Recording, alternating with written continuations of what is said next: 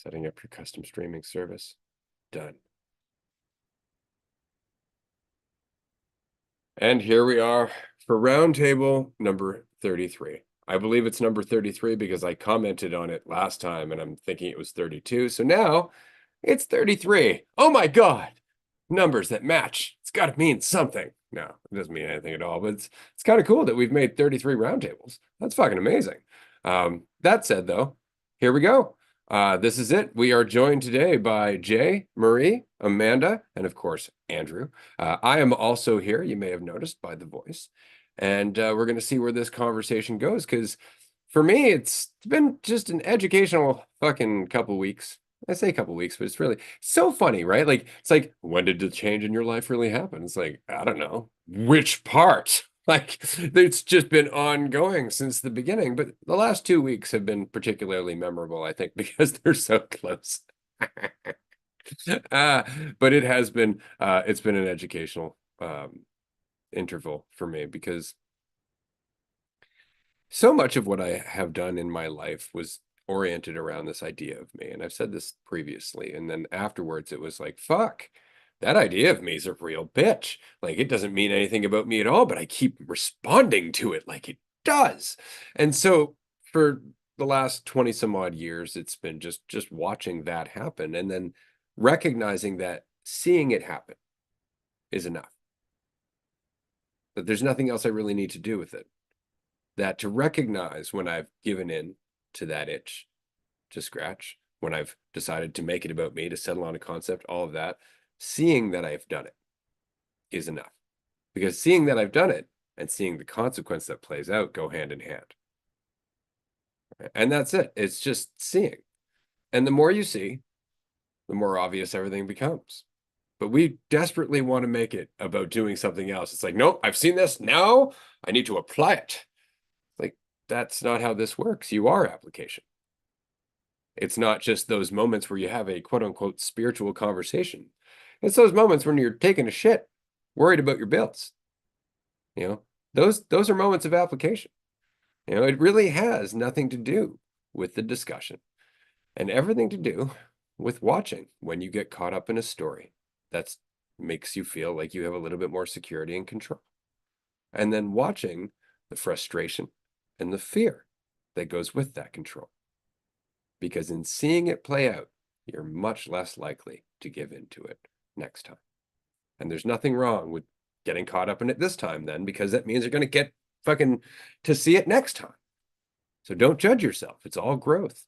Go through it. You don't know what it means. You don't know what it means. But assuming you know what it means and needing it to mean something is definitely going to get in the fucking way.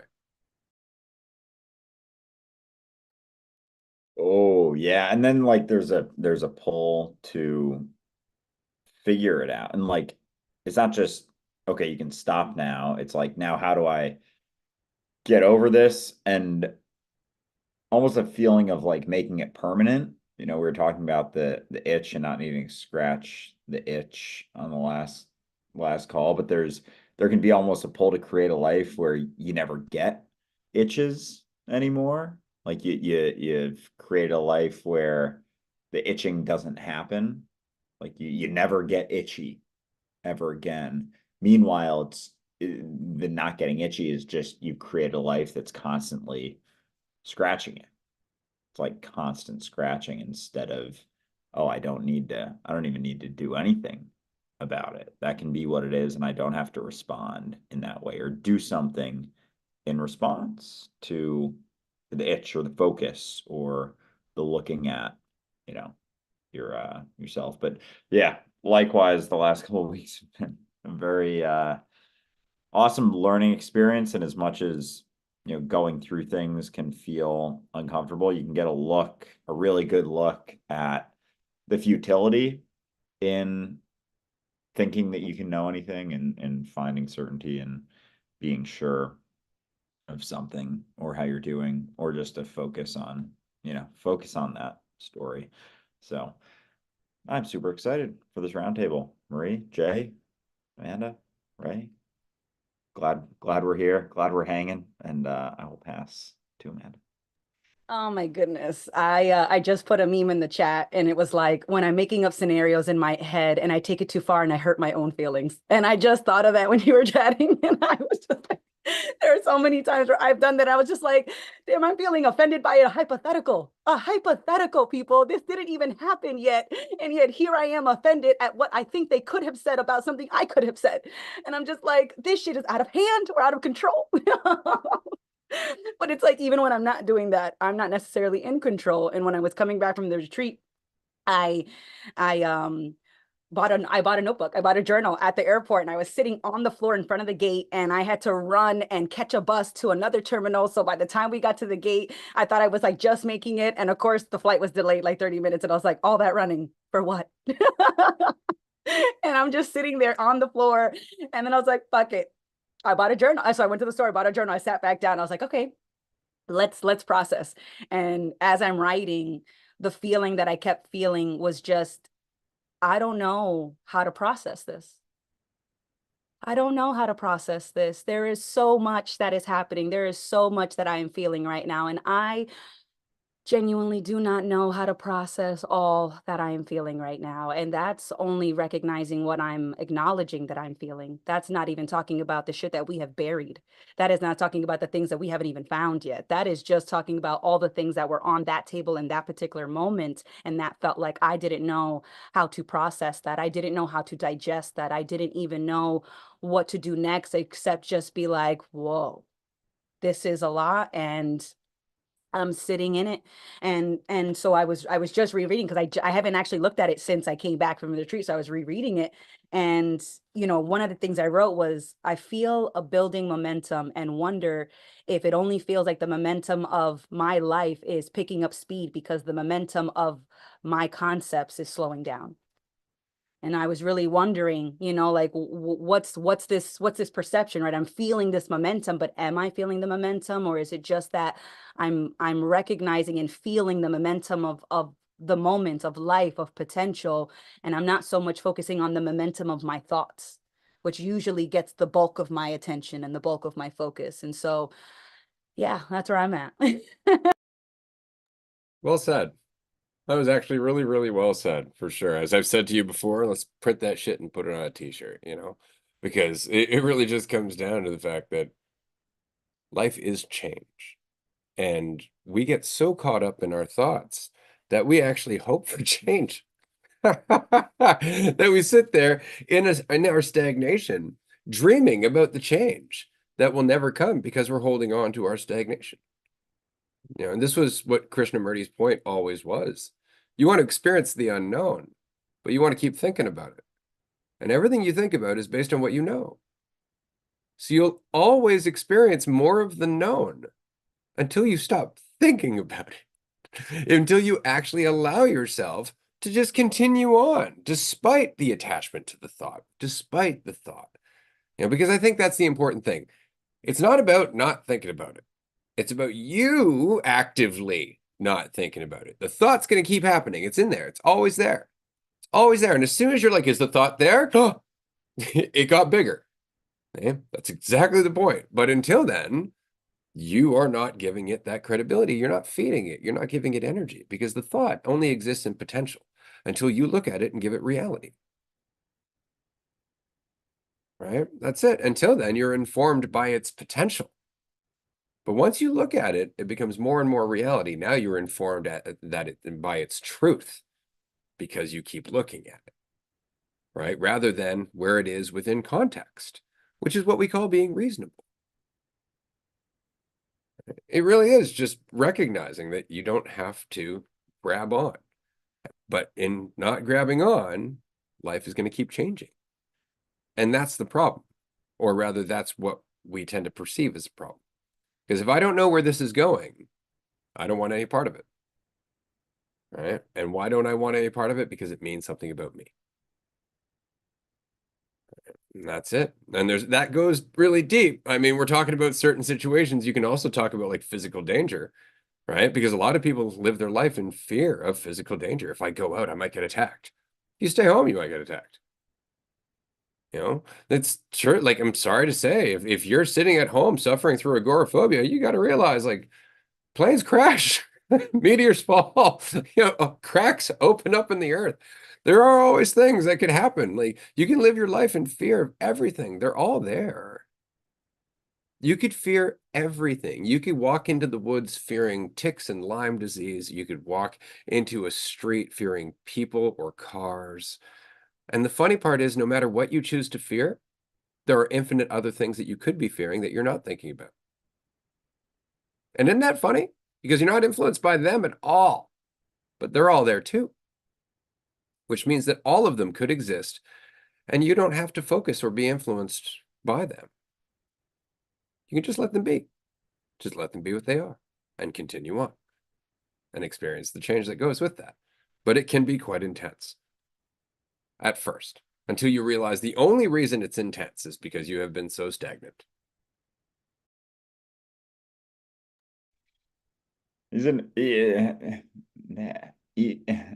even, there we go, first word, win. As you're talking, like all these thoughts about, potential thoughts that I could look at are running through. Like, oh, what if he stops talking? You have nothing to say or nothing to share or nothing to add. Like that one comes up a lot for me. And then like, yeah, that's gonna be there. But then if I don't look at it, then it's like there is almost like an option there. It's like, yeah, and especially in new situations, like a lot more can come up, which I'm definitely gaining an appreciation for. Jay, what's up, man? Good to see you. Hey, good to see you too. Welcome back. Hope you all had a nice, trip in many, many ways. Yeah, I've been experiencing kind of a lot of this lately, what we're talking about here with my new job. I'm coming into a situation where there's a lot of people that have a lot of ways that they do things. There's a lot of habits and, people have their own way of interacting with each other that I can see. It's like there's already layers in place that everybody's kind of found their own sort of comfort zones in. And I'm coming into the situation and I'm supposed to be learning to take over the supervisory role. So it's kind of like I'm tasked with like sort of not rocking the boat, but also at the same time, they want me to like figure out how to make some changes. And so that's, it's going to rock the boat. So I'm starting to see that push pull. And also there's a lot of myself in that mix too, whereas like I'm thinking about how this could reflect on me in certain ways. If I make this decision or that decision, or, if I piss this person off, then I know he's friends with this person and that person. So then they're not going to be on board. So it's like, there's all these like considerations that come up and like, I haven't been listening to them necessarily. Like they're there, all these thoughts that I think are, valid or whatever, all these ways that I can convince myself that I know what's going on, because that's what I do. You know what I mean? When I'm thinking about this stuff is just that I'm trying to figure out what is going on so that I know, so I have like some secure ground to stand on. Like at least I know where this guy's at with me, or I know where I'm at with this girl. You know what I mean? Like trying to like figure all this stuff out. But lately it's been more just like noticing that they're there and letting it kind of not dismissing it or anything like that. But I just know that the thoughts are just going to keep on coming. And if I hang on to this one, then it's kind of like I go on a little thought ride.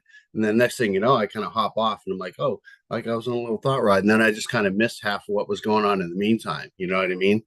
But I know that the thoughts don't, like, once they're there, they're already recognized. There's nothing that I need to like hang on to and go for the ride with, like once the thought happens, like, okay, there's that. And then you can just kind of continue on with your day. And that's more or less how it's been, and I've noticed, yeah, whoa, there is a whole lot more time to get into shit, basically, to get into other stuff, which is what I'm finding. Like, because I'm not like other people I notice at work, they're walking around, I can see them, they're in their narratives, they've got scowls on their face, or they're acting reactively to something somebody says, rah, rah, rah, rah, or this guy's over here complaining about this and that. And I just kind of see this whole symphony going on around me, and I'm just like, wow, and how can I'm more or less not to judge, but I'm like, how can I be sort of like helpful, or what could be my how can I be useful, or what can I learn, from this, you know what I mean? And more or less just trying to, instead of putting my own thought and trying to jump on with all of that and trying to get my way in things, just trying to understand that the thoughts are there, don't have to pay attention to them necessarily, and then there's just a lot more time to find things to be useful with, to just actually be relevant in the conversation instead of what's going on in my head, because that sort of, that's where people kind of get conflicted. It's like a dissonance in conversation, because I'm thinking this, I've got this whole idea, this whole narrative going on, and you're thinking that, you got your whole narrative going on. Here we come together, we can't see eye to eye because of the cloudiness of what's going on behind us in our own brain, you know what I mean? But it's been fun. Good to see you guys back. Hi, It is listeners. good to be back, and I'm glad you're here, man. Yeah, it's interesting, like I think the one thing that's changed so much for me has been just not reacting to my thoughts.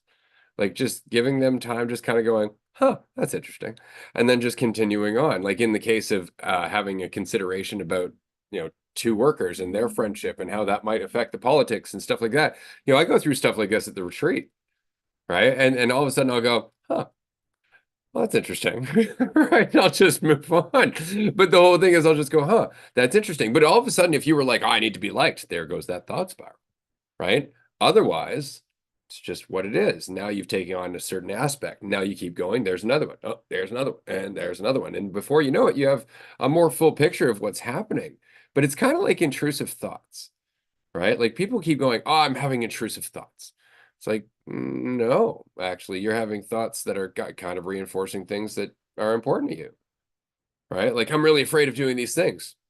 But those thoughts are kind of enforcing why you won't do those things. Like, they're not intrusive. They're kind of indicating something that you don't want to accept yet. Like that's it. Like, you're going to be okay. You're going to be okay. You're not going to hurt other people. You have consideration, that kind of thing. Those intrusive thoughts are there, but they're not intrusive. They're reflecting what you doubt. Right. So all of a sudden you're worried, oh God, I don't know if these people like me.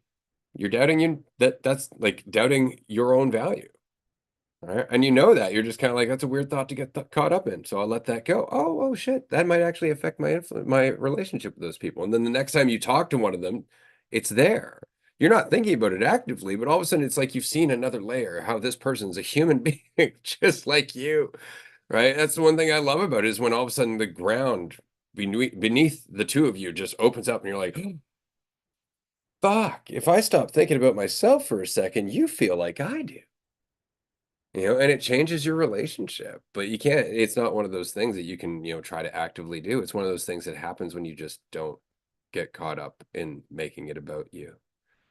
So I'm really excited about your job, Jay. I just wanted to say that. Like, I think you're gonna do really well in the supervisor role, man, because it really is. Everybody assumes supervisor means authority rather than supervisor meaning somebody who just sees and facilitates everybody else's skills, right? Like that's really what a supervisor is. It's just like, you're all awesome. Let me help you be more awesome, as opposed to, you're gonna do what I tell you because I know better, and that never goes well. So I'm stoked for you and everyone you work with.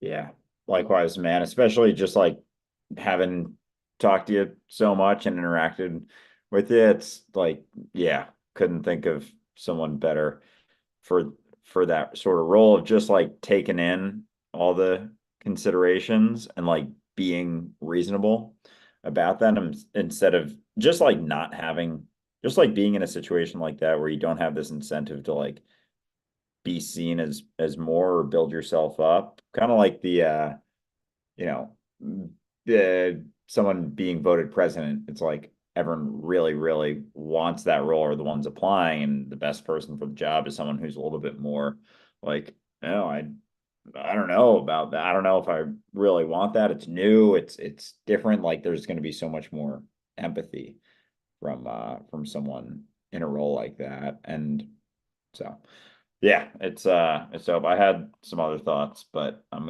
just gonna pass it to Marie. so they can come from Marie instead. Hi, Marie. Good to see you. Yay, so good to see you all. I appreciated the live before this and getting to hear because I've been like so curious and like, but also not necessarily curious because I just like know and trust that whatever you all are going through is what you're going through. And so, but like there were moments I even texted Amanda at one point where I was just like, hey, like thinking of you all. It was 4:20, so but I don't know. I definitely resonated with Ray's thoughts on the last couple of weeks in terms of not being able to pinpoint how you're feeling, and just like settling on it feeling a lot because I don't know. I just resonate a lot with that because I don't necessarily like the quick "How you doing? Good," and keep it moving type of because sometimes I'll just I'm doing, and people are like, oh, or I'm here. That's what they say a lot. And they're like, and sometimes they take it as like that's a bad thing because I'm not saying I'm good. But I don't even know what the fuck that means. But anyway, yeah, the last couple of weeks have been a lot, but I just was so uh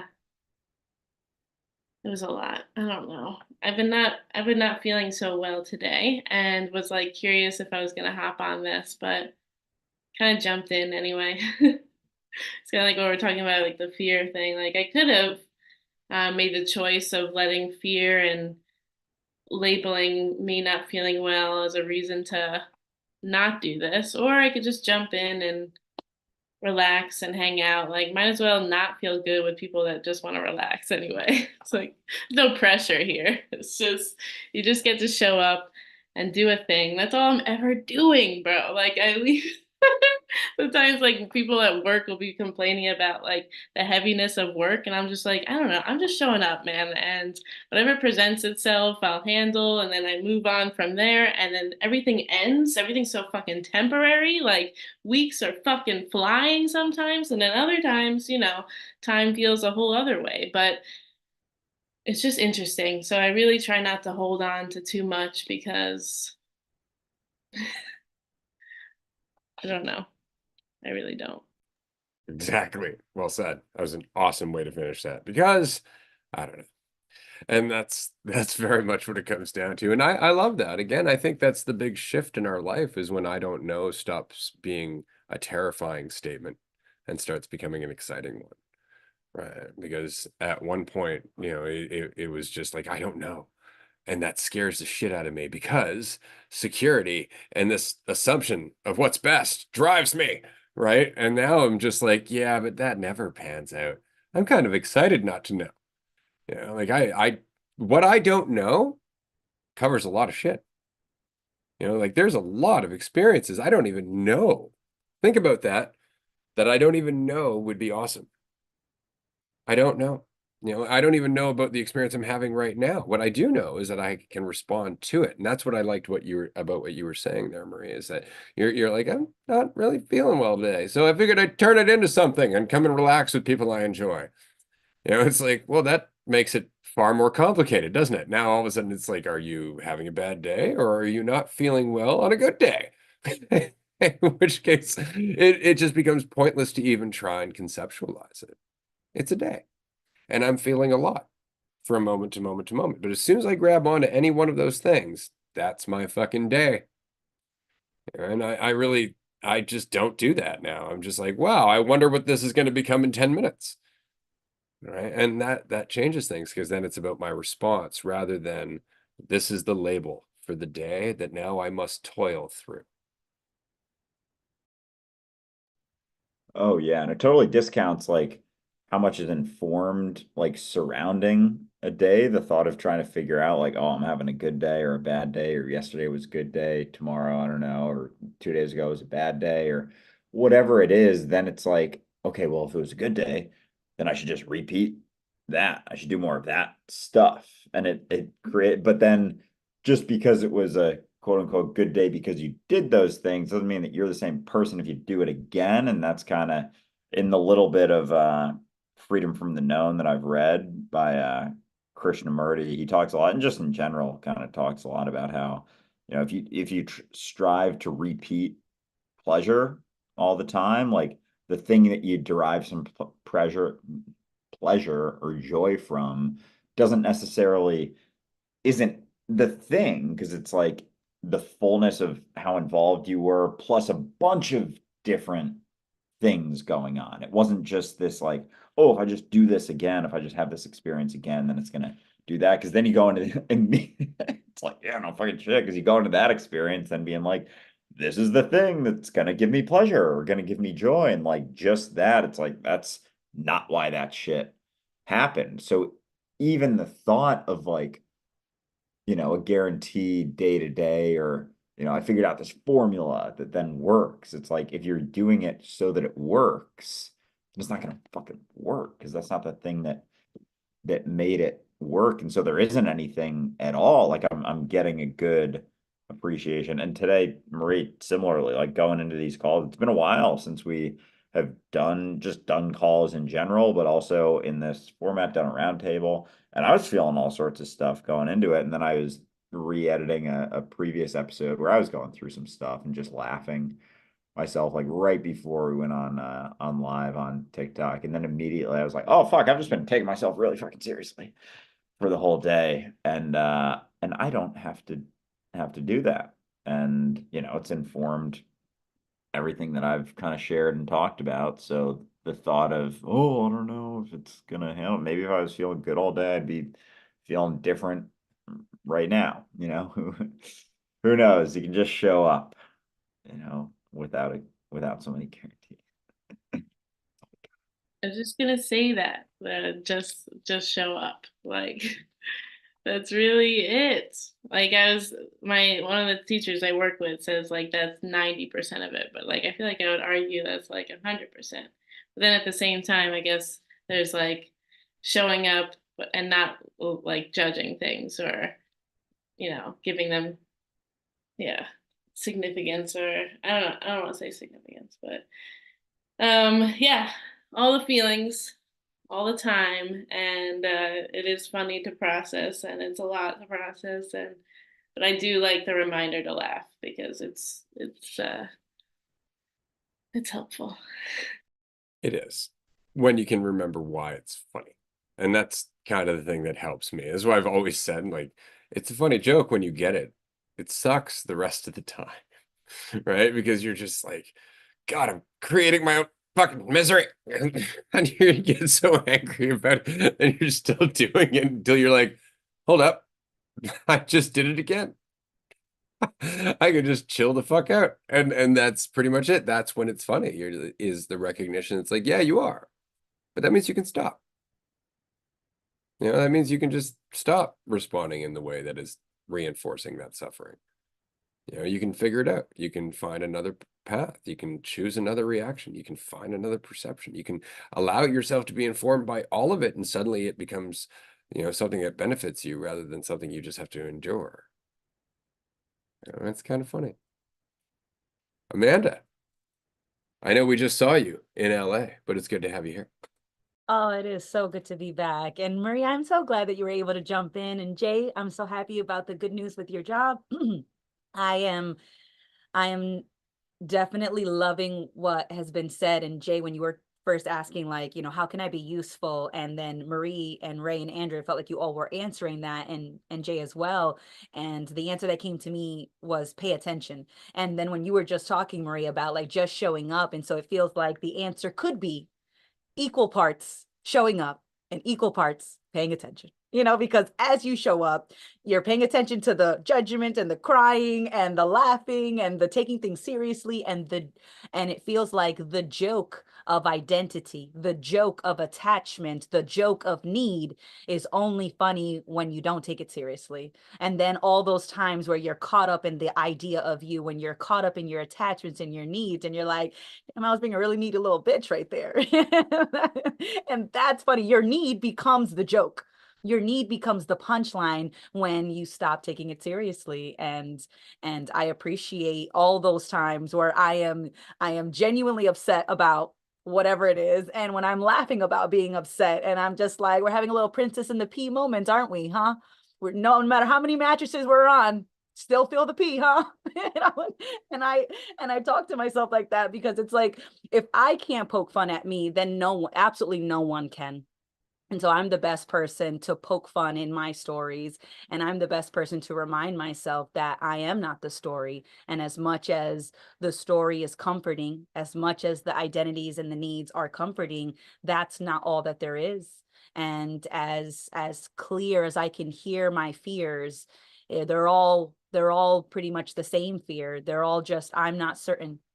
The I don't know is scary. And so then I break down, and then the I don't know becomes all these sub fears. But it all leads back to the same one, that I don't know has just become really scary because I think I should know. And I just don't have to. And as I'm feeling that, as I'm just feeling all of this, it's just being okay that there is a lot to feel. And I don't know what to do with that, but I'm here, and we're about to find out what I'm going to do with it. So let's go.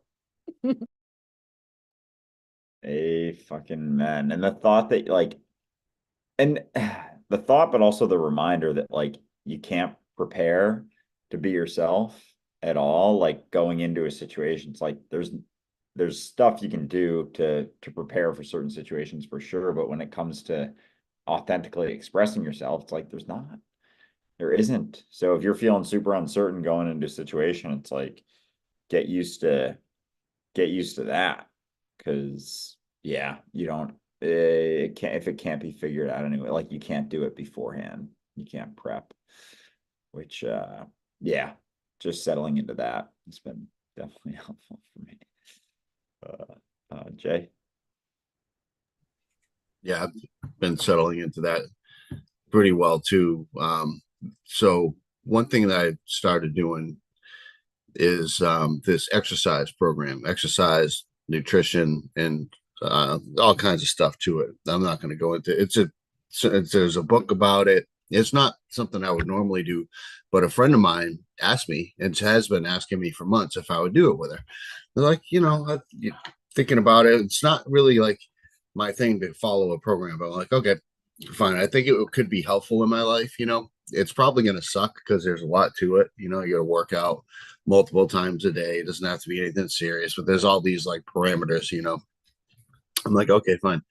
So it's been like 10 days into this thing, and I don't necessarily like enjoy it. To be honest, like it's okay, but it's like, I don't necessarily need to do this. But however, it's been getting me a lot more accustomed to hearing that the voice in the back of my head that's like the dissuader, oh, you don't need to do this, like the kind of slacker sort of voice that'll come up, that sort of thing. And so it's been nice to just kind of keep on keeping on with it, even though I don't want to, you know what I mean? That's kind of the nice part of it. Because I'm finding that it's actually given me, like, since I have to like get these things done, and it takes up a good amount of my time, I have to like plan and navigate, not necessarily plan, but I've got to navigate the rest of my day, and still I'm managing to get way more done, even in spite of having these extra things I need to do every day. I've been getting quite a bit more done in spite of that, just by sort of not listening to that thing that says I don't want to do this thing right now, because that's just something I don't have to listen to. It doesn't matter if I want to do the thing or not. I just have to do, I can do the thing. And then next thing, because either way, how I feel about it is not necessarily the most important thing in the world. You know what I mean? So yeah, just leaning into the uncomfortability of things, because that it's just really uncomfortable, like to want to work out before bed. It's just like not usually when I do, it's like, oh fuck, I gotta get this workout in. So okay, whatever, just do it, and then I don't have to have much of an opinion about it after that. So that's been nice to just just kind of be doing that. Yeah, I agree. I appreciate when all of a sudden a lot of these things that at one point we're like, I should do this. Like, I should eat better. I should work out more. I should make more time for me. I should do all of these things. And the reason that they were shoulds was because we had no actual fucking awareness for how we felt. We were just going through the shit. We're like, I'm pretty sure I'm suffering.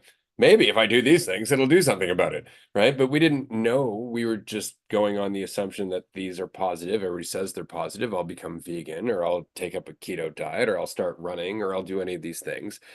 Whereas when you actually let go of these thoughts driving you most of the time, the thoughts that are shitting on you, the thoughts that you should be somewhere else, the thoughts of your past and what it means about you and all that shit, and all of a sudden you're left with, frankly, space.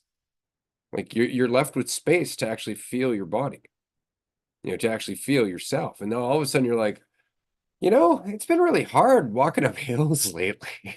I don't like that. And so all of a sudden now, instead of it being a should, it comes from a place where you're making it a priority because you feel why it should be, right? You feel the priority rather than going, all these good things got to be good for me without listening to anything. And I love that. I love the fact that something that's self-motivated, suddenly you can commit to because there's priority behind it, right? Whereas when it's just something you should do, it never sticks, right? It never sticks because you're not actually seeing the benefit, right? You might be, but you weren't really recognizing what the danger was or recognizing what the consequence was that you were benefiting from. That's why self-awareness is so important. All of a sudden we go from being, I guess, these scripts where we're like, things are a little dark here. I should add some light to it. I should, try and buoy that up a bit to just being like, oh, wow. This is where my life is kind of going in that direction and in this direction. And this is why I feel like this. Oh my God, I'm not drinking enough water. And it's all stuff that changes from going, I need to drink this much water per day to, wow, I'm not running around so much. I'm really thirsty. Isn't that funny? Like as soon as you stop running around as much and focusing on your trajectory, all of a sudden your body's just like, hey, you remember me? I always find that shit amazing, but it's not until you slow down, and even when and if you do any of these things without slowing down, there's more of a consequence. How many people do you know who jog because it's healthy for them, but the entire time they're jogging, they're thinking about shit that stresses them out? Marie?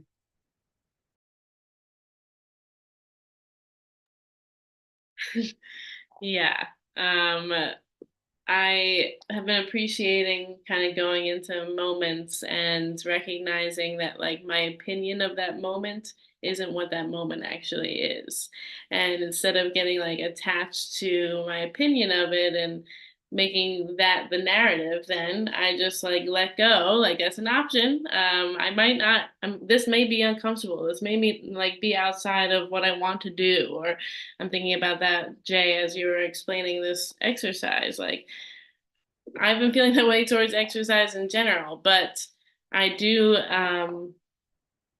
I do recognize there's always the option to like make the opinion of that's a bad thing or that's not something that I want. And then that totally shifts what happens. And like I see it when other people do it. Like and when I do it myself, it's just like so often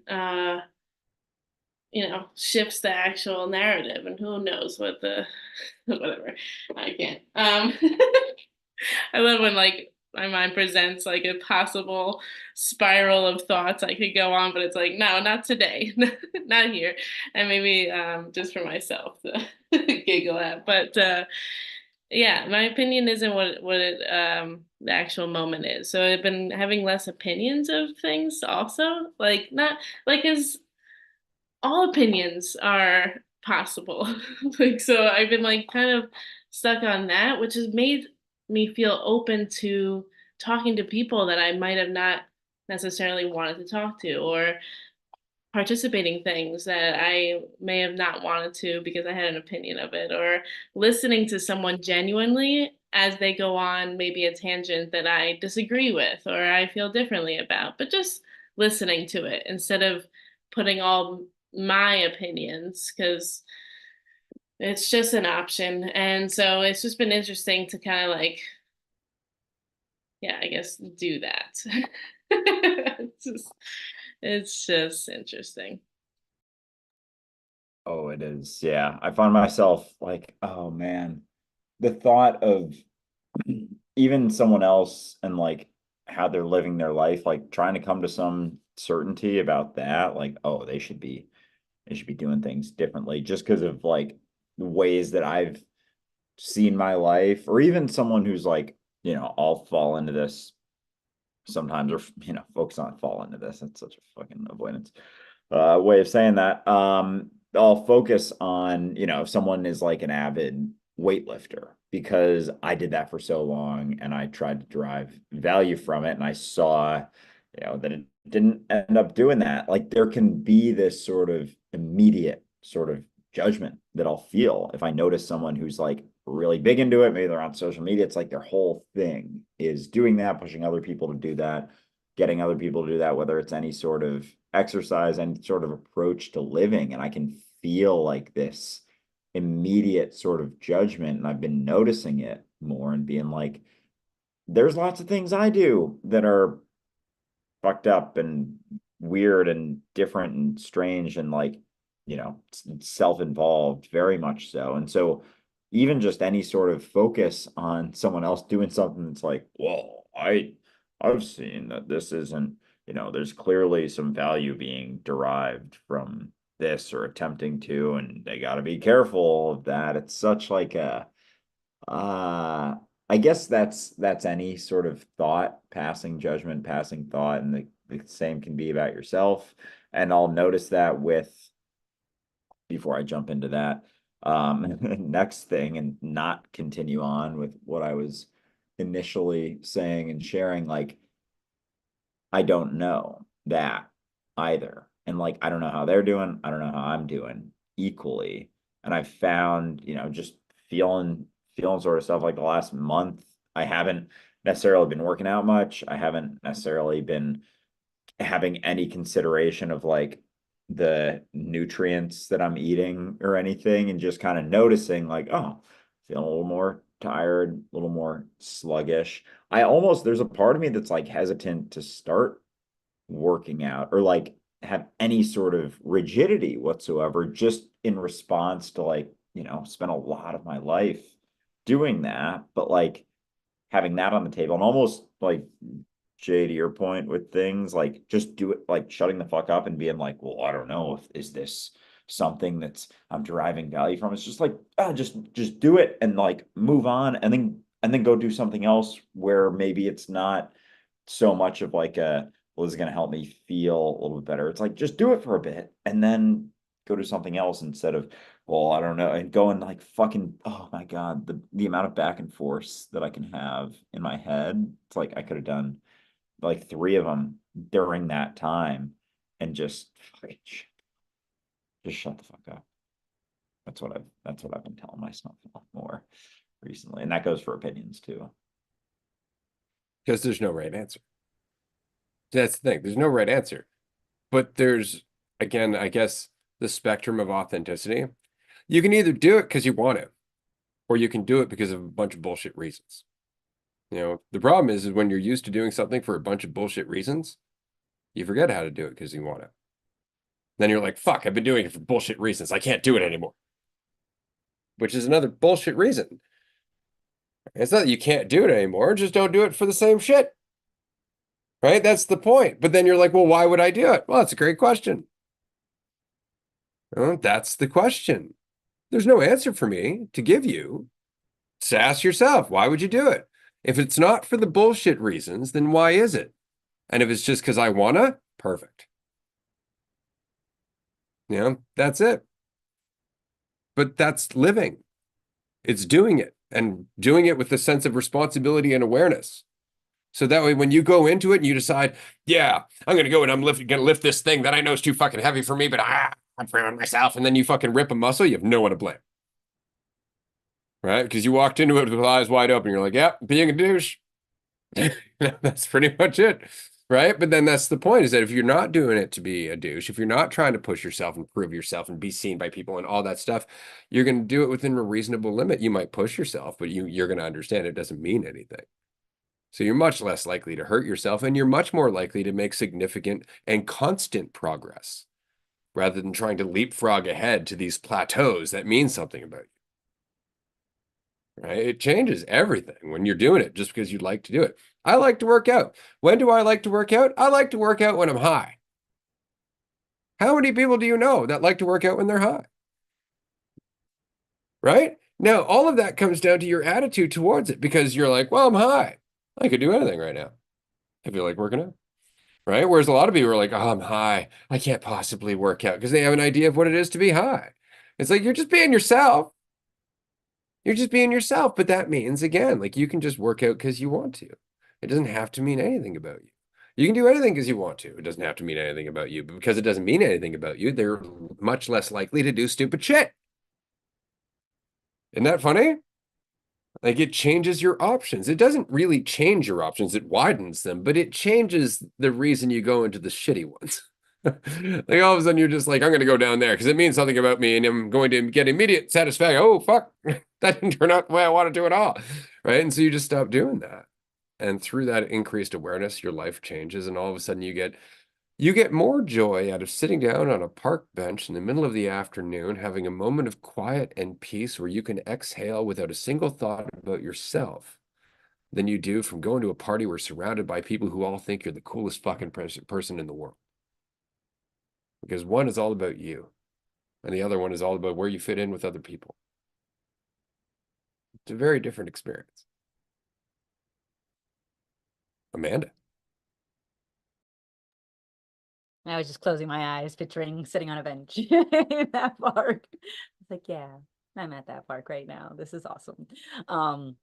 But I loved what you brought up, Andrew, about, like the hesitation that you felt towards working out is the same hesitation that I felt towards like getting gussied up and putting makeup and doing my hair. Because if anybody pays attention to all the original, or not the original, but all the beginning Patreon videos and roundtables, you'll see me, no makeup, hair's wet, like it just got out the shower, nothing's done. And I was doing that to prove to myself that I could do that I could show up unfiltered and still have an amazing time, that I could still feel like I made the most of my life for me. And it wouldn't matter if somebody thought that I was brilliant or beautiful or strong, or if somebody respected me or somebody thought that I was valuable. I very much did that, for the first retreat. I dressed in the bulkiest clothes because I had a tendency to dress with very tight form-fitting clothing for obvious reasons. And I was like, nope, we're going to go in the exact opposite direction on purpose. I am knowingly going to be uncomfortable. I'm going to be insecure. And I don't think anybody knew this, but for the first retreat, I packed a very tight outfit and makeup and hair. I had like my starter kit. I was like, if we feel incredibly insecure, we'll put our mask and our costume back on. But I never ended up jumping into that because I had proved to myself that like I didn't need to do that. And when I started to think about doing it again, I was like, I enjoy getting dressed up. I enjoy wearing crazy looking outfits. I enjoy wearing tight little outfits. I enjoy wearing makeup. I enjoy wearing no makeup. I enjoy putting on different costumes. And so the priority behind the action changed.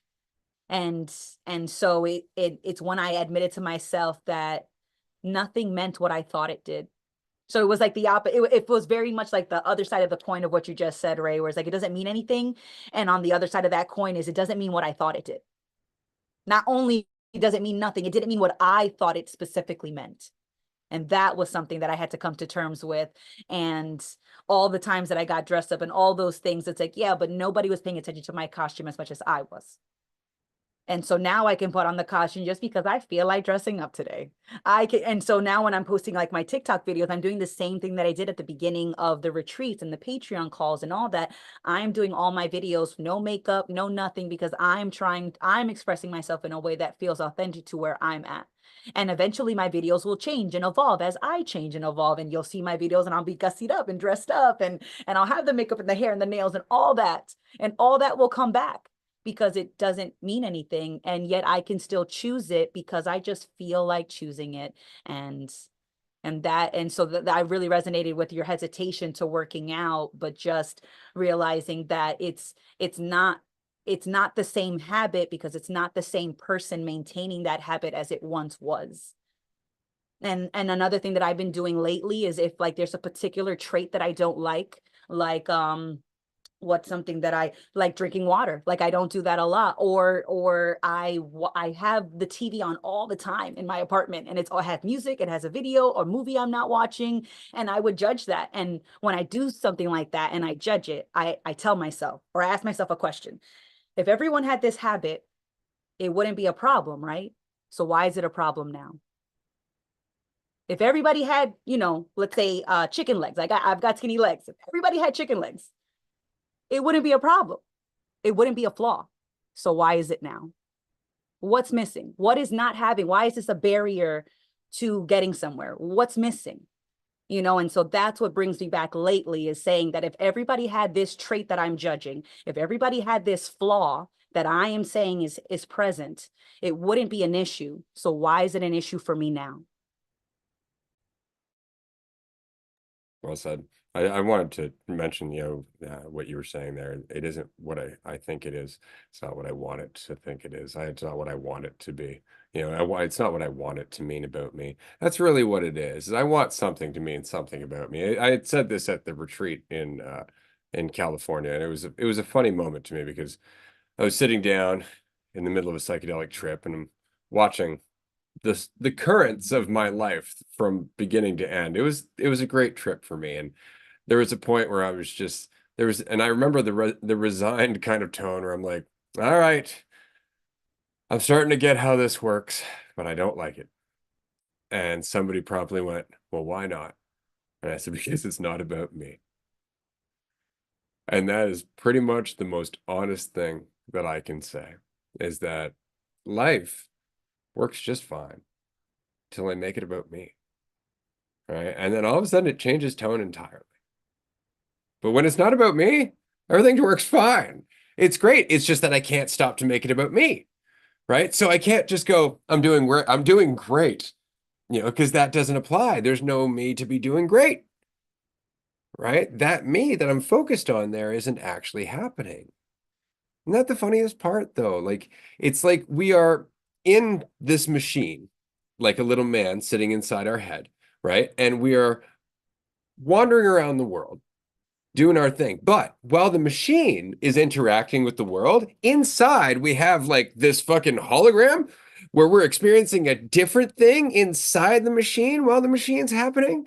That's kind of what's happening now. Like, we're doing our thing. I'm interacting with people, saying what I'm saying, expressing what I'm expressing, but I'm telling myself a story on top of that isn't actually happening. Isn't that funny? It's like we were saying in the last episode. It's like, well, I just, if people like the impact, then it's a good impact. It's like, I don't know that. I don't know that at all, but it changes my experience. All of a sudden now being liked is the most, important thing in the world. So everything I see is a gauge of whether I'm being liked or not. And I can't see the world I'm actually interacting with. All I can do is look at what my brain is cherry picking according to my priorities. And that's a real bitch. It really is, because as soon as you want to see something, you'll see what you want to see. You just won't see what is.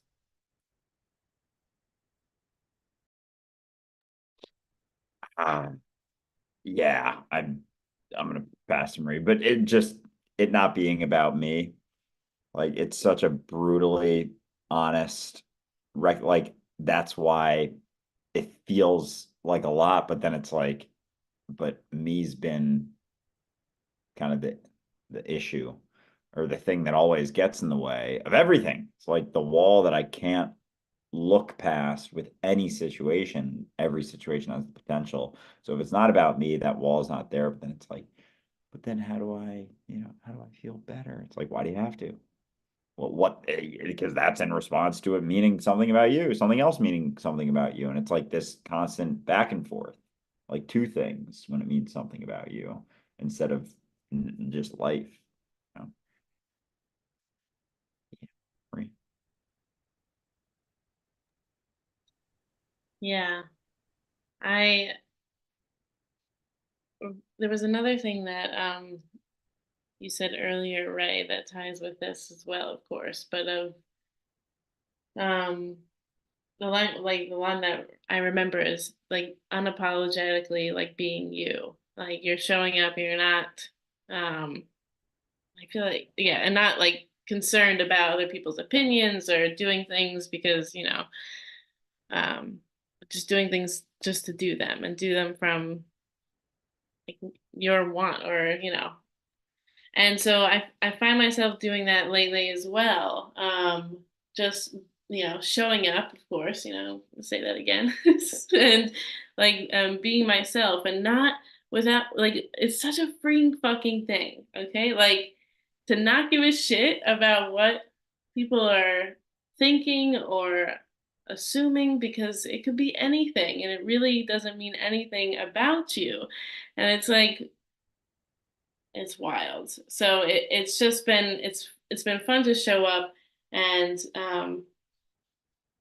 see what happens and not care about what people are thinking. And so recently I had a conversation with the person, like my partner, or this person that I've been seeing for so long. But I was like, I had this recognition of not not needing anything from anybody anymore. And I say that as like obviously somebody who needed their parents at one point or needed some kind of support of whatever being raised, and then needing friendships, needing a partner, right, and feeling some sense of lack. And it's been really cool to like recognize this shift in like not needing anybody to give me anything that I don't already have right now. It's been really cool and like emotional at the same time to recognize that. But like definitely freeing. Yeah, I'm not really sure. I never do, but I do know that yeah, there has been no desire for anything or anyone to give me something that I like don't have right now. It's just it's a cool recognition. Absolutely. It's just, again, leap of faith over and over and over again. It really is. We don't look at it that way because we don't understand what faith means. I cannot tell you how many conversations I've had in the last like fucking month and people are like, but without faith in God, what do you have in faith? And it's like, that's not faith. Like, that's just more control. That's not faith. Faith is just going, I don't know, and continuing on. Like, so that's really all it is. And fear is really just thinking, overcommitting to this idea that understanding you don't means that all you can do is just keep moving. Have faith in yourself. Recognize you're always learning, and every relationship changes as a result. But that means you have to be willing to let them change. And then that's the tricky part, because we get so caught up in thinking we know what we want, right? That we know what's best for us, that we, know what the future should be. I know I just went through this back in July when my marriage ended. It was all of a sudden it was like the trajectory that I had been on for 18 years just suddenly stopped. I was like, wow. And all the suffering I endured during that period of time was only a result of my commitment to that trajectory being the truth. That was the funniest part about it. Once I was like, oh yeah, I really overcommitted to that. It went away. Like that was it. That was the recognition. It was where it came from and why it hurt. And then all of a sudden it was like, oh, I didn't have to do that. And I've learned a lot ever since about not doing it again. Amanda. Looking off into the distance over here.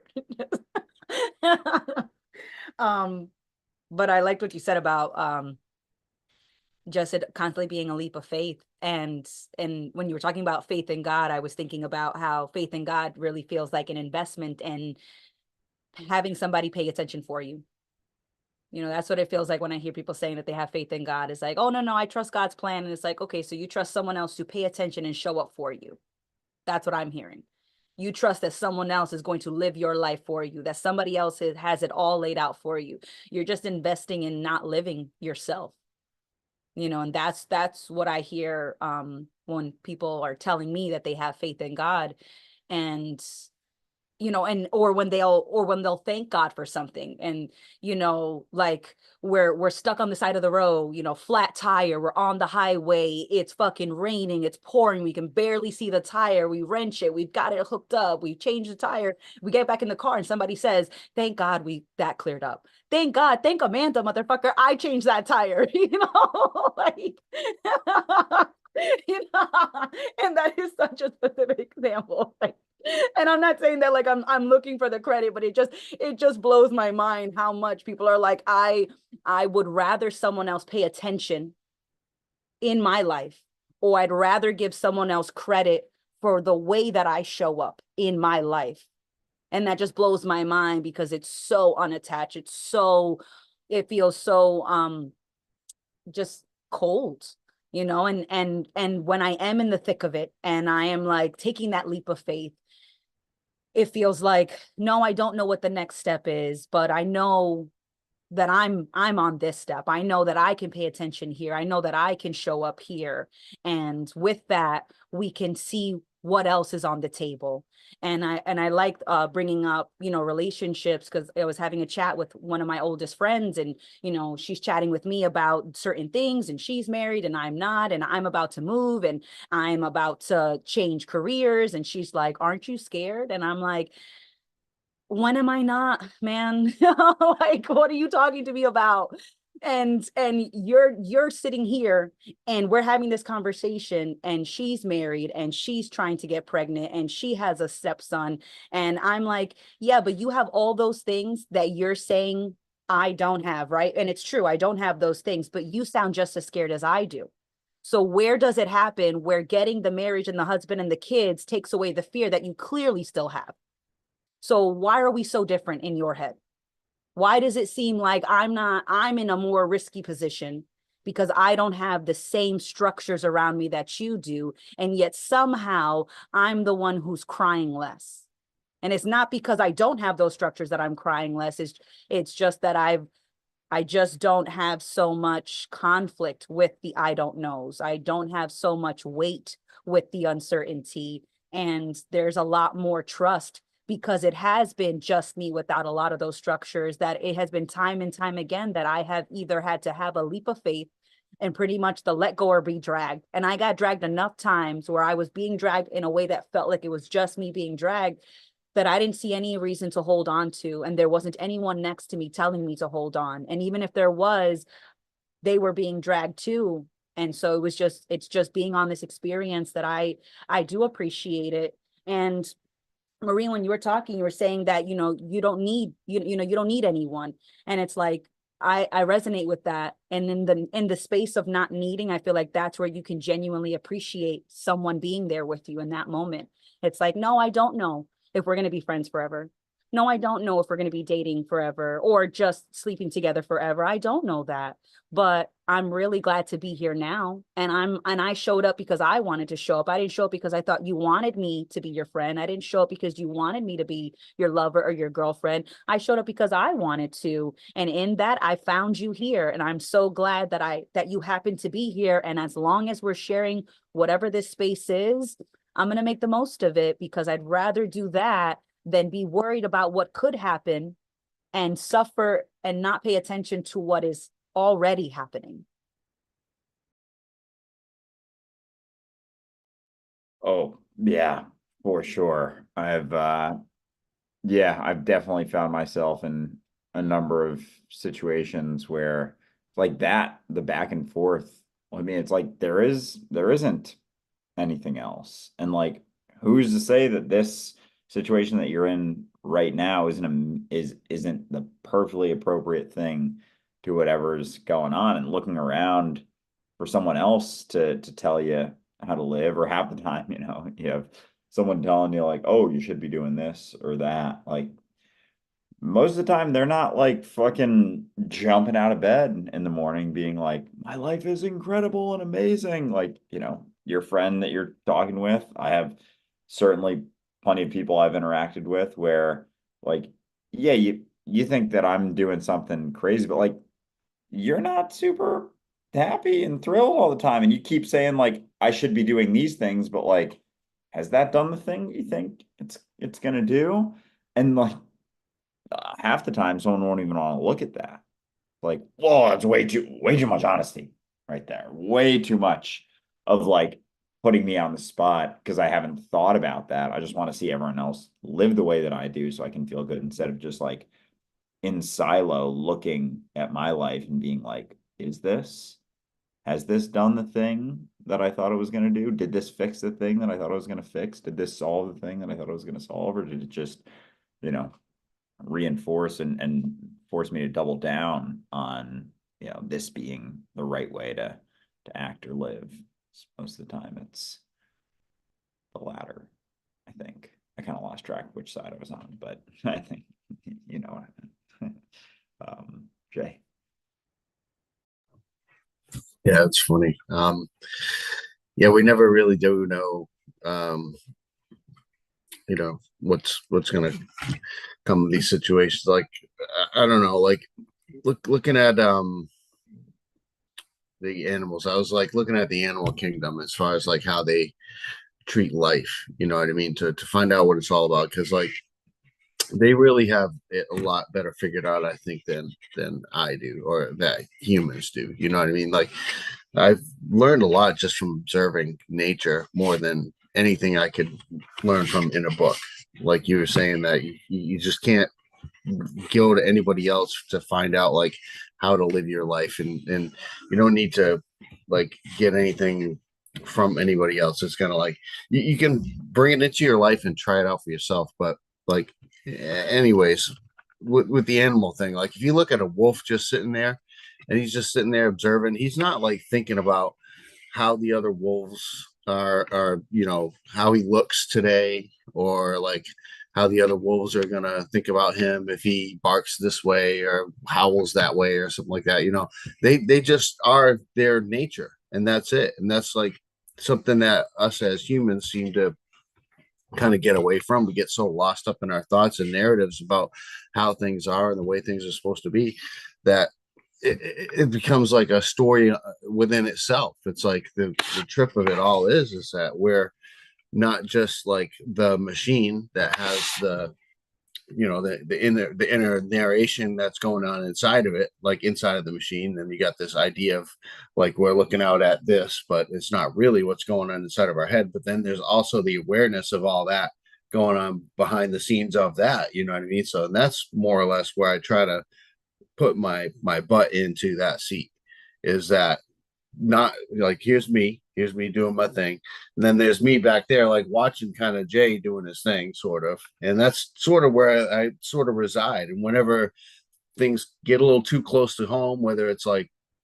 I don't know, like you just get those feelings where things are a little tense, things are a little heavy. It's like, oh, like I don't know, whatever the case might be. It could be any number of thousands of things that go through somebody's head at any given point during the day. But once I just grab onto that, there's like, hey, wait a minute now. That anything that really like has been like about me in any kind of a general way has been like a little bit of a. It's like, are you sure about that? Like, I don't know if you guys have seen. I think it's like a commercial where the guy's like, "Are you sure about that? Are you sure about that?" I don't know if it's a meme or what, but that's just repeatedly goes on throughout my whole day. Are you sure about that? Is that really what you think? Is that really what's going on? Are you sure? And then the more I come up with it, it's just kind of like, I don't care if I am or not. I'm just not, like I don't have to be sure. There's never any surety about it. But the idea that I've got to have things figured out is the fault in the first place. Like the wolf is just sitting there. He's just not trying to figure shit out. He's just being a wolf. So, or being a spider or being an ant or a bird or whatever the case might be. So I don't know. I find more and more and more and more that the less that I interject my own kind of personal opinions about things into anything, the easier things seem to go. Like I'm actually able to listen to the conversation, understand what's going on, because it's not like me in the background or Jay in the background being like, oh, all that little stuff that might happen.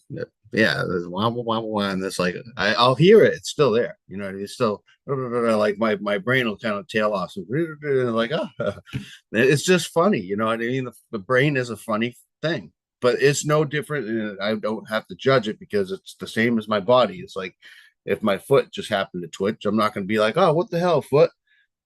I'm so sick of that foot twitch. Like, what am I going to do? Get upset about my foot twitching? It's just like, okay, foot's twitching. This brain does the same thing, basically. You just kind of throwing stuff out there, but I digress. Yeah, the functionality of the brain, just recognizing that it's going to keep coming up with stuff. Like as you're talking, you're never going to go into a situation where it's not going to come up with stuff. It's like expecting, I don't even know. Yeah, your blood to stop pumping if you worked on it enough. It's just like a function or your food. Conversations in a coma. Yeah. Oh man. Yeah. It's impossible. That's the point, right? Like we keep wanting our brain to stop, but our brain is doing a lot of fucking work. It's like, make this thinking stop. It's like, or you could just stop letting it hit you so hard. That's really it. That's our option. It's not like the thinking can ever go away. It's so funny. Like there was I don't know, there's this Buddhist monk guy floating around on TikTok. And because he's got the bald head and he wears the robes and he's got like the backdrop and the whole thing. And he's like, you must stop your thinking. You must get outside of your thoughts to escape the prison. I'm like, sounds like another prison. Like it sounds a lot like all of a sudden I gotta do one more fucking thing. That's what it sounds like. It sounds like all of a sudden there's something else that's not quite right. And that's the problem. It's the response to thinking. Like the idea that there's something not quite right is a thought. It's a thought. It's not the truth. It's a thought.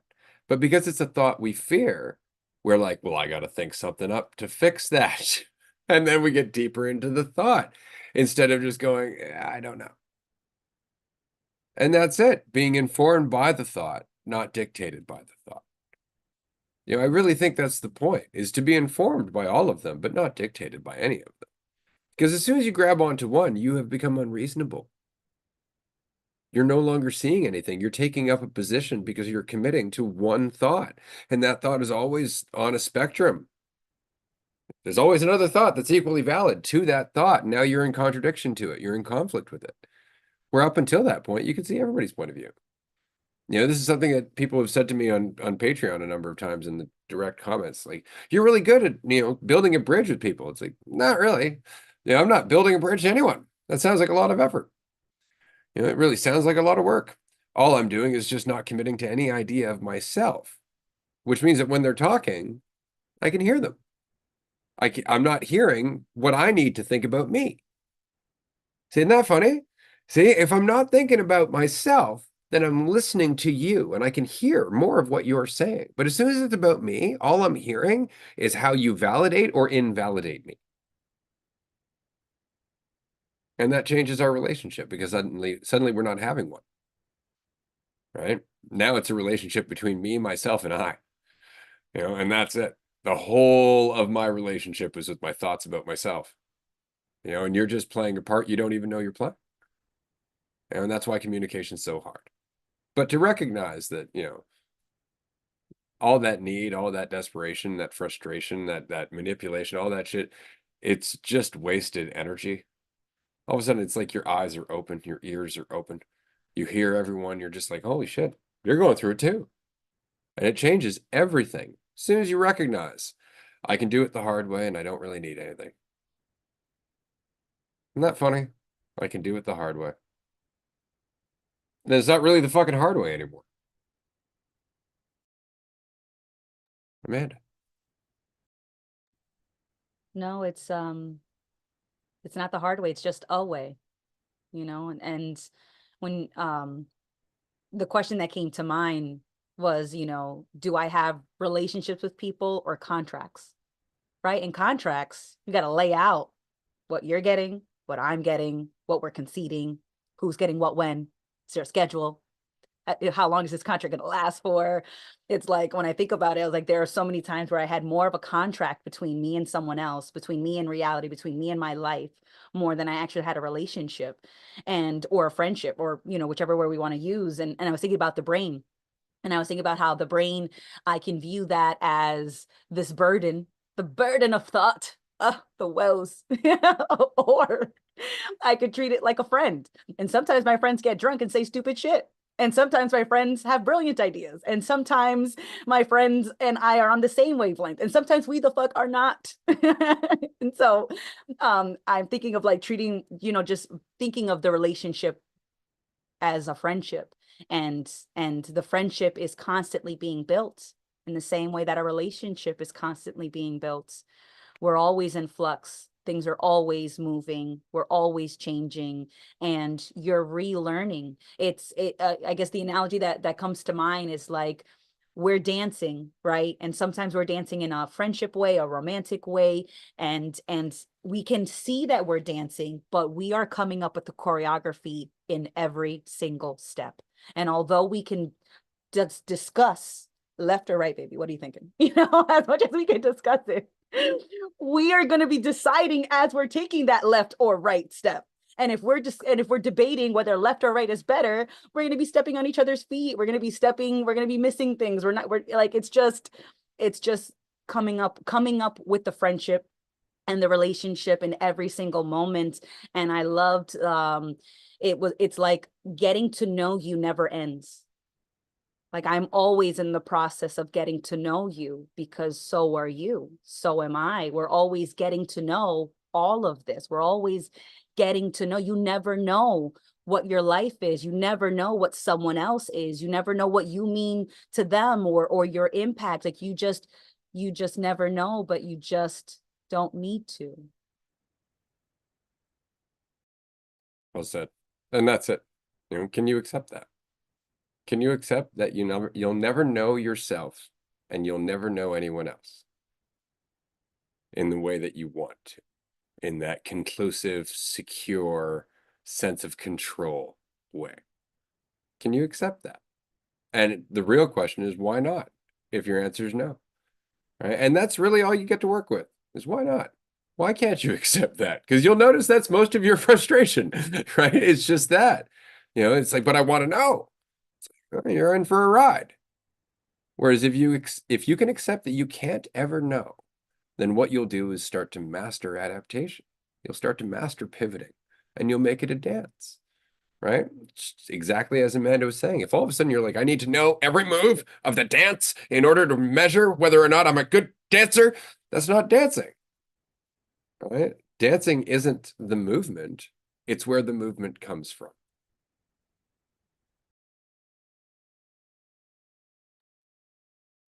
Right. Whew, got wrapped up in that. That was great.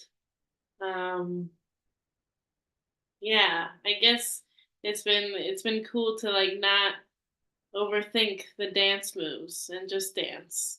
And the dance changes and shifts as everything else shifts and changes, and it's just been fun to adapt, like you said, to all right, oh, okay, it's a little switch up here. We're gonna do a little bit of this now, and and it's been fun to like just pay attention and feel it out as it goes instead of, getting wrapped up in the fear or the judgment that usually comes along with jumping into things, or what prevents us from jumping in because we're getting wrapped up in our own shit. It's not about us. I like it's not about me. And it's this funny balance of that, because all I ever experience is me. It really isn't about me. Because we're all experiencing it all being about me. Like, that me. But it's like the recognition that we all are that having that. So it's like, oh, it's like I keep always thinking of the Spider-Man like meme of them pointing at each other, like, because I'm like regularly doing that with like some of the thoughts that pop up, is they're all there and they're all this constant like, oh, what? And it's funny, but I really just have been enjoying showing up and seeing what happens when I don't get caught up in who I think I need to be. Like, and it's funny going into different roles with that perspective too, because there's some expectations of me as a teacher or like me as a daughter, or as these roles. And it's funny to like meld all of like, no matter what role or thing I show up for, I'm just showing up as I am. So like sometimes like I'm, super silly and not as serious, or don't do the dance so that like teachers would expect me to do, or like admin would expect me to do. Or sometimes I don't play the role of being a good daughter. Sometimes I don't play the, and I'm just, showing up and like that unapologetically. Like I'm not showing up for you or for like I'm not I'm here because I'm here. And that perspective, like, because I feel like so much of my life I was doing things for other people and I didn't know how to just do things to do them. I didn't even know like how to make that decision. I don't know, like what do I want to do? I've never been given that choice. Like my mother made that choice for me forever until I like went to college. And even still then, there was a lot of the choices were, based off of her. And so I feel like I'm still in the early stages of, so I hate people that are in their, late 20s, early 30s that say they're old. Like, fuck you. That makes no fucking sense. Come on, shut up. Like, and so, why do you like to say that? I don't, what are you getting from that? Anyway, it's just so annoying because, like, anyway, I don't know where I went with that, but just like that. You see, I love when that happens. Woo! It's just pictured, like, in my mind. There's a part in Groundhog Day where he goes off the cliff. He's driving the car and he goes right off. That's where my thought just went. It just explodes. Anywho.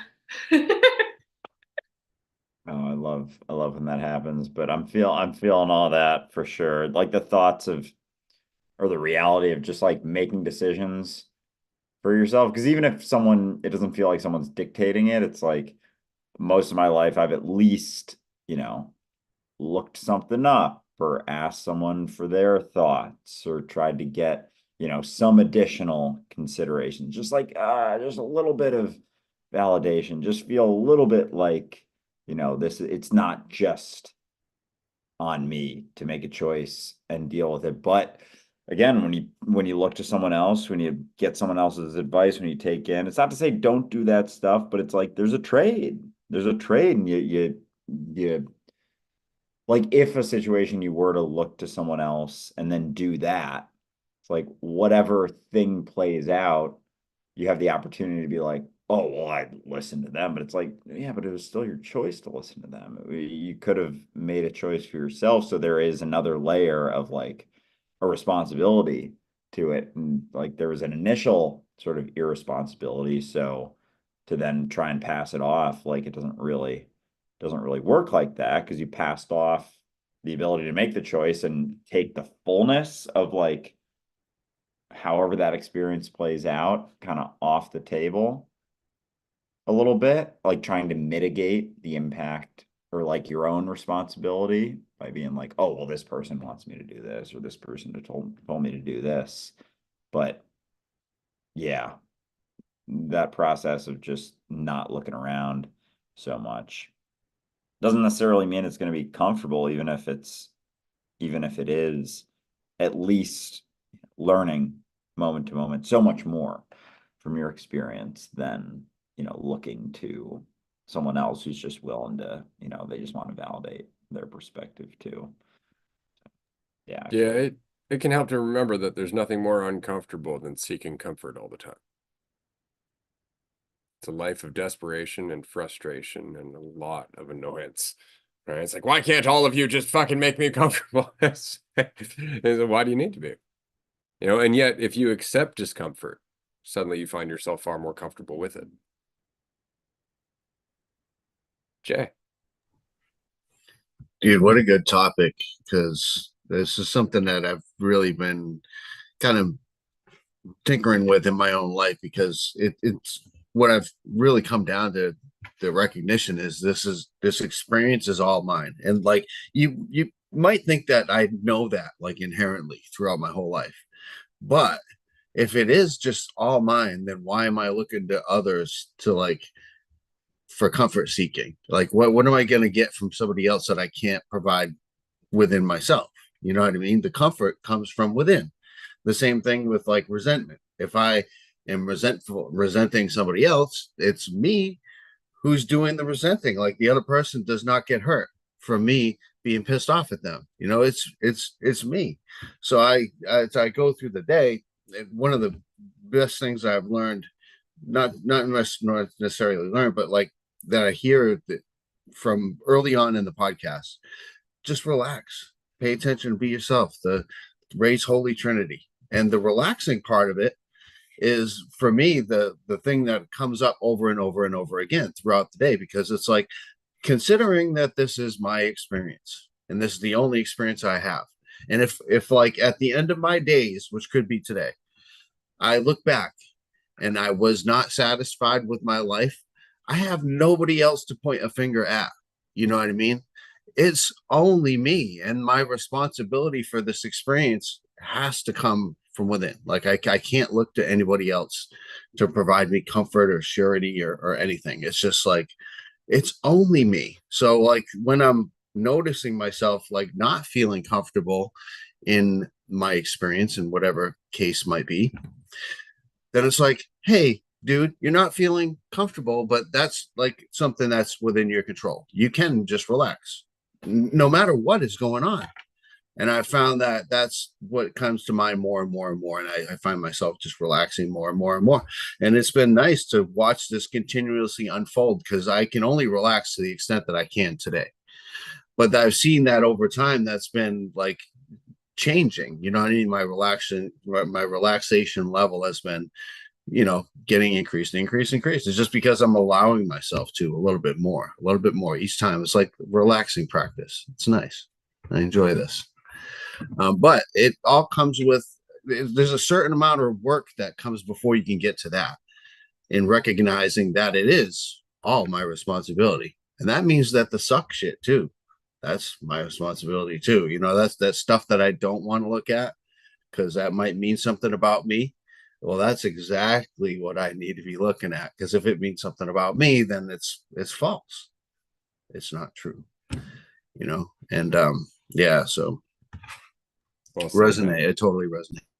Yeah, that's great. And they're relaxing again, as you said, you know, it's self-refining, but it's not one of those things that you can hurry, because that's not very relaxing.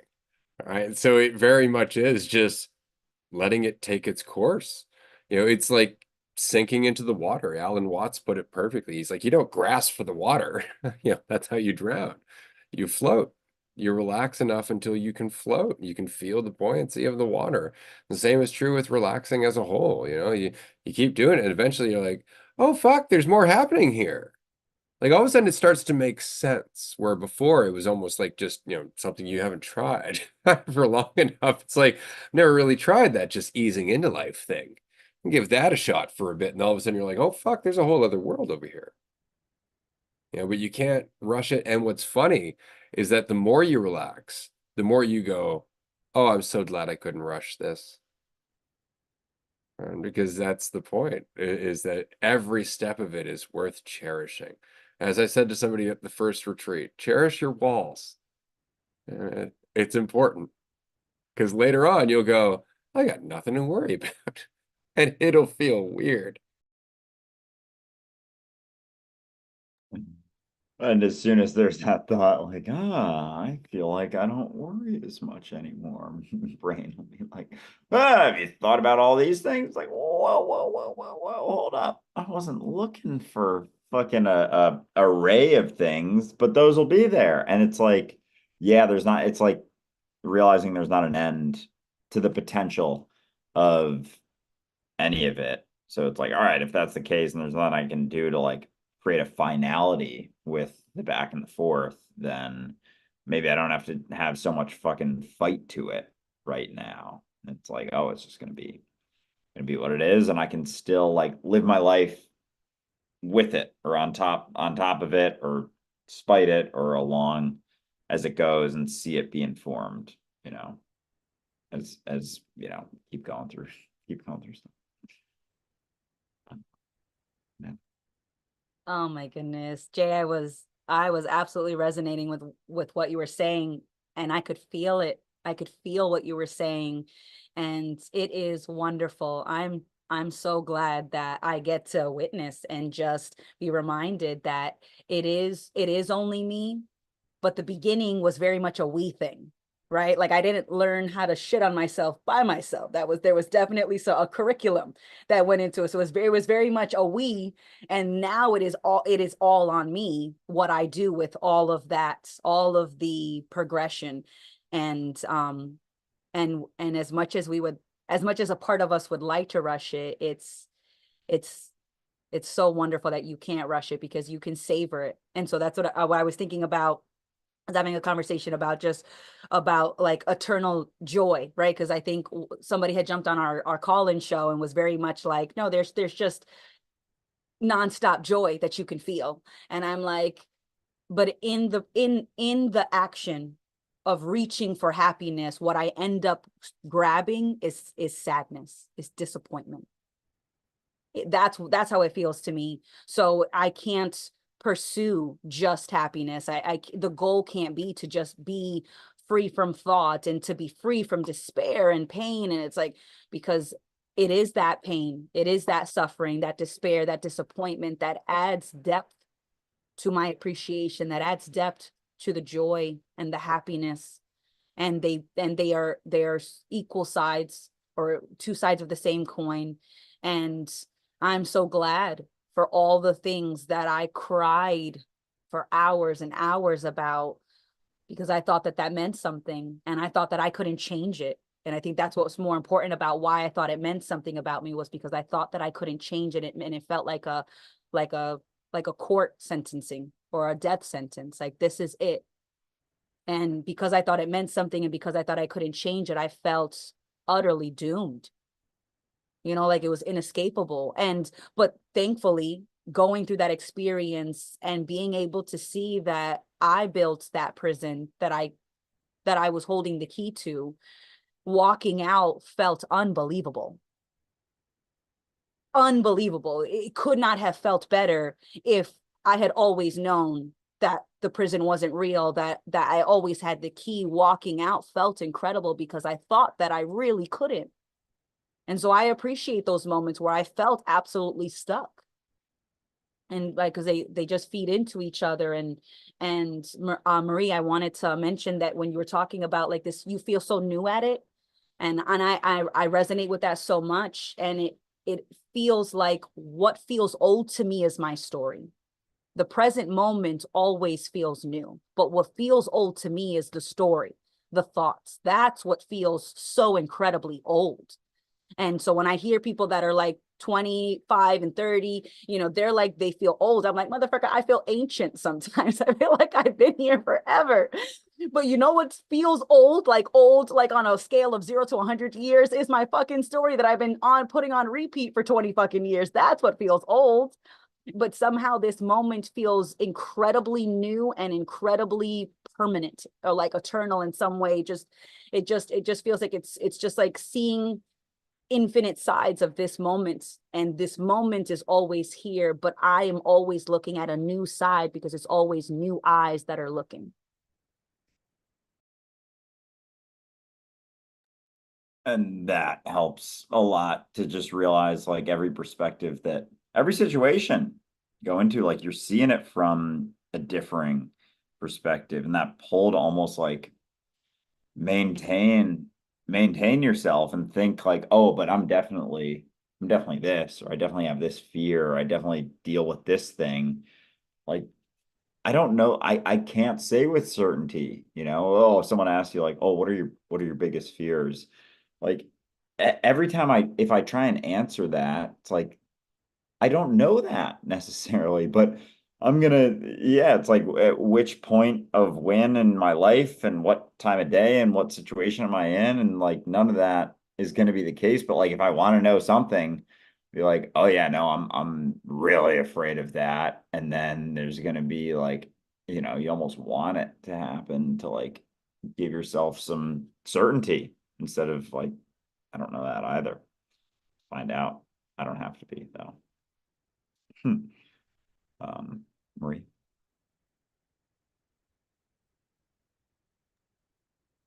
So I went through that experience where I realized my hand was raised and you were speaking, and I was like, oh goodness, why did I put my hand up? I know something triggered it, and that moment's gone. But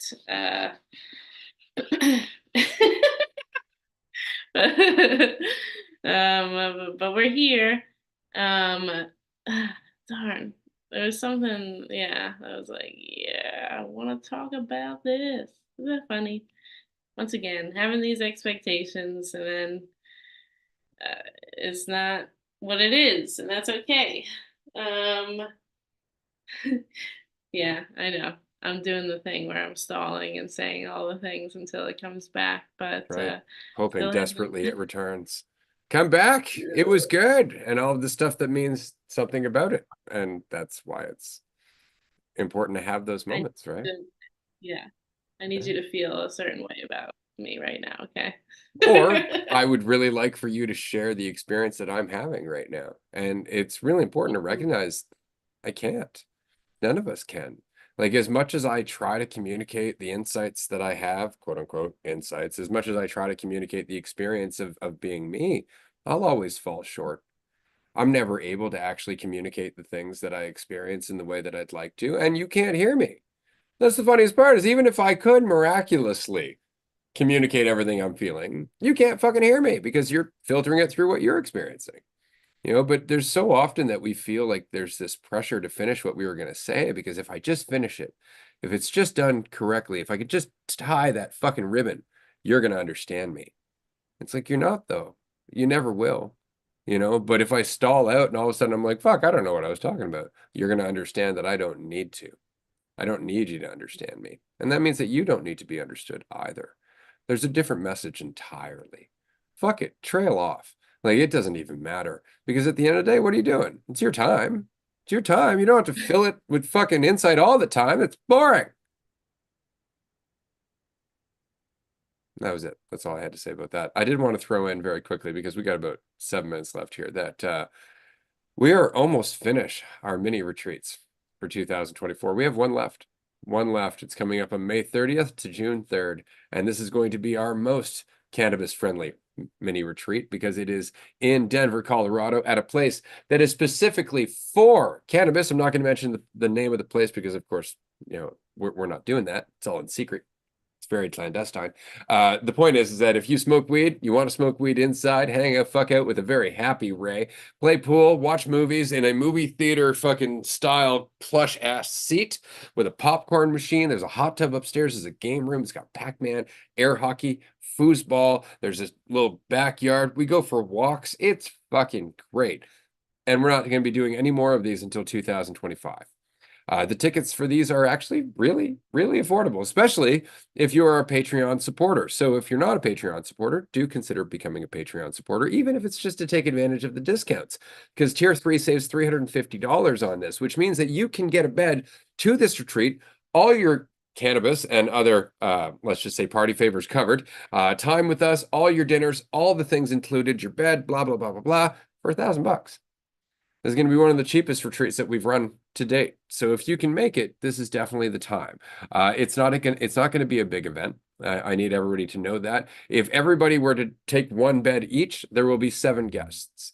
Now, the nice part about this location is that all of the beds are huge, which means that if you and your partner or a very close friend would like to come to the event and you both listen to the podcast, this is an excellent opportunity, because you can actually bring a guest for only $850. So if you have one ticket at a normal price and you bring a guest, you're actually saving significantly for 2 tickets for the 2 of you. Does mean you have to share a bed, though, and if you're in the bunk room, that one's going to be a fucking party. But do consider joining us in Colorado, because this is my favorite location outside of the 9-day retreat that's going to be coming up later this year. This is our last mini retreat. The 9-day retreat is going to be a bit more expensive because it's 9 days, which means that there is also a chef. All of your meals are taken care of. There's massage therapy that's available. There's Reiki that's available. We're right on the riverfront on Vancouver Island. The 9-day retreats are fucking magical. Magical. And this is going to be at the location of our original 2, which by far is one of the 2 of the most impactful retreats I've ever been to. You know, there's a dope gazebo where I am in my element. There's a wood burning stove. There's couches, blankets. We smoke weed. We go for walks. There's 2 provincial parks within a 5-minute walk from the lodge. So we go down there. One of those parks is called Sumass, which leads to all kinds of fun jokes for sure. But Colorado, if you can come, definitely do. Buy your tickets now because it's coming up in about 5 weeks. And then we're not going to be doing any more of these events for a bit because we are reassessing everything, which brings me to my last announcement because I've got a few minutes left. So why the fuck not? Dualistic Unity is changing. There's a lot of things that are underway right now. We're making a lot of connections, a lot of friends. We were just at a number of events in Hollywood and California as a whole. We are in the process of expanding. We recently did our first investor presentation where we talk about how well we are doing, where we sit in global podcasts, and exactly how profitable Dualistic Unity can be. So if you are interested in that, by the way, you can go to dualistiCunity.com/invest. You'll see a video from the presentation that we gave before we left for California. You'll also have a chance to look through the slideshow presentation, which you can download. And then if you're interested, you can fill in the form letting us know that you would like to invest. This is an investment. This is not Patreon. This is not a donation. This is an investment, which means that you can invest in Dualistic Unity and receive a return of investment of 15% over 7 years. So whatever you invest, you're going to make 15% back on, which is a nice sizable return. If you would like to invest over a certain amount, specifically if you would like to invest, actually I won't mention the amount, it's in the presentation, but if you would like to invest over a certain amount, you can also become a part owner of Dualistic Unity. We are currently offering up to 20% of the podcast company itself, which would give you, I guess, the ability to look at the fact that you are helping to establish roots. You would be a very big part of this. Now, if you're not able to pitch enough to be a part owner, you can still get a sick return on your investment over 5 to 7 years. And so definitely take a look at that presentation. If you have any questions, let us know through the contact form. And otherwise, if it's something you're interested in, we will get back to you in the next week to 2 weeks to schedule a one-on-one appointment with you with the paperwork that you can look over, all the stipulations of your investment, the whole official thing. This is where we're at right now. And if you're wondering, well, what am I investing in? You're investing in a podcast that is currently in the top 1.5% of global podcasts. We have been around for 2.5 years. We made almost $200,000 in 2023 through our combined workshops, retreats, events, and other sales. We aren't actually making a whole bunch of money because we put everything back into Dualistic Unity at the moment, but we actually do have a scalable business at the moment. And all of this has been built organically. This is the best part about this, is that our audience right now, the size of our audience and our global reach was all achieved organically. We've never put advertising dollars into this in any major capacity whatsoever. And so your investment is going towards straight up exposure. We know how much that we can make based on the audience size that we have, and we know how much we can make if that audience size balloons. And that is what you are investing in. The expansion of exposure for Dualistic Unity, which means ads on TikTok, usually using Andrew and a few other videos that have been submitted to us by audience members, as well as ads on subway signs, bus signs, possibly on certain channels and whatnot. Again, collaborative I would like to say collaboration efforts are being made at the moment, but there's a lot of stuff that we're going to be doing, and investing in advertising Dualistic Unity is only going to push it. It's like a big shot in the arm, right? And that's pretty much it. So if you believe in this and you believe in what we're doing and you would like to make a little bit of money on the side, as well as knowing that you are instrumental in the growth of this as we move forward, dualisticunity.com/invest. And I'm going to leave the last minute and a half to Andrew or whoever the hell else wants to speak. Definitely check that out because things are shifting. Yeah, I mean the amount that we've been able to grow and do despite putting, like, we pretty much have just put enough advertising in to get a sense of the impact of it, and that's kind of the extent. So if there's any interest in an involvement in some sort of investment, yeah, let us know and we'd be happy to chat and expand on the details for that. But And you're not alone. I just want to throw that in there. It's funny. I'm like, I'm going to stop talking. Nope, I'm back, motherfucker. I just wanted you to know there is already investor interest. This is something that we've been talking to people for the last several weeks. There's a sizable amount of investor interest at the moment. We're looking for people who we know believe in what we're doing, people who aren't just looking for that ROI, though it is there. You know what Dualistic Unity is all about. You understand that this isn't a business as people tend to think of it. So if this is something you want to be involved in, if it's appropriate to your journey, get in touch. Absolutely. And that looks like puts us at time. Jay, Amanda, Marie, appreciate you hopping in here. It's been a very fun chat. We will be on Patreon in 15 minutes, and I look forward to seeing some of you there.